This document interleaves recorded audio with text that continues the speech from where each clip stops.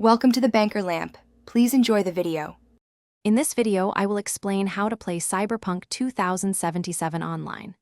While the game is officially a single-player adventure, the dedicated community has developed clever ways to bring players together in Night City. We'll explore how these unofficial methods work, what you can expect from them, and guide you through the steps to get started. It's a fantastic way to share the vibrant world with friends, even without an official multiplayer mode. Originally, official multiplayer plans for Cyberpunk 2077 were canceled to focus on the core single-player experience.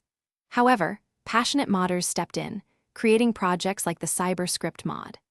These mods allow for basic online interactions, letting you see other players as non-player character avatars and even observe them driving around Night City.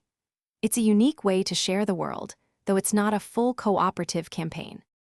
To get started with online mods, first, always back up your game files. This is crucial. Next, consider using a mod manager like Vortex, which simplifies the installation process significantly.